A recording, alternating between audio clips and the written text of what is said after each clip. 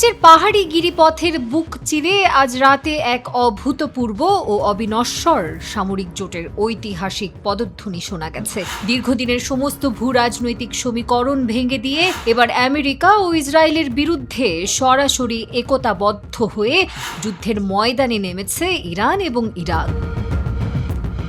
Washington ও তেল আবিবের দম্ভ চূর্ণ করতে দুই প্রতিবেশী রাষ্ট্র একযোগে এক বিধ্বংসী কাউন্টারওয়্যার অপারেশন পরিচালনা করেছে উত্তর ইরাকের কুর্দিস্তান সীমান্তে।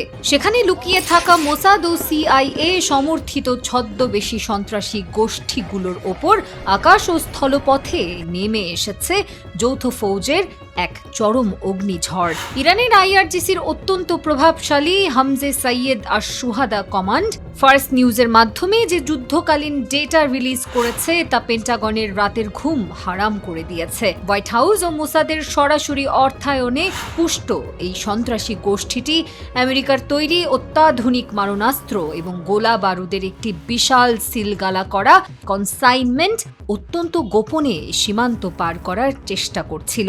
ঠিক তখনই ইরাক ও ইরানের গোয়েন্দা স্যাটেলাইটের যৌথ ট্র্যাকিংয়ে ধরা পড়ে যায় তাদের এই মুভমেন্ট।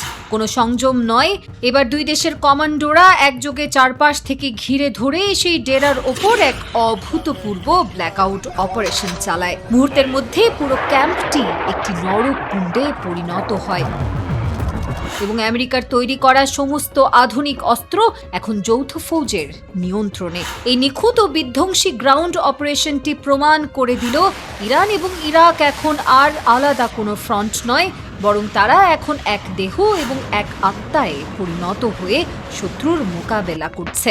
আমেরিকা ভেবেছিল ইরাকের মাটিকে ব্যবহার করে তারা ইরানের ভেতরে নাশকতা ছড়াবে, অথচ বাগদাদ ও তেহরান আজ এক টেবিলে বসে পেন্টাগনের সেই নোংরা ডক্ট্রিন চিরতরে ডাস্টবিনে ছুঁড়ে ফেলেছে। কুর্দিস্তানের দুর্গম পাহাড়ে লুকিয়ে থাকা এই সন্ত্রাসী গোষ্ঠীগুলো ছিল ইসরায়েলের মূল চালিকা শক্তি, যাদের আজ চিরতরে মাটির সাথে মিশিয়ে দেওয়া হয়েছে। এই এক হামলার মাধ্যমে পুরো পশ্চিমা বিশ্বকে স্পষ্ট বার্তা দেওয়া হয়েছে, যে কোনো পশ্চিমা অ্যাডভেঞ্চারের জবাব এক যোগে আছড়ে পড়বে শত্রুর মূল হৃৎপিণ্ডে।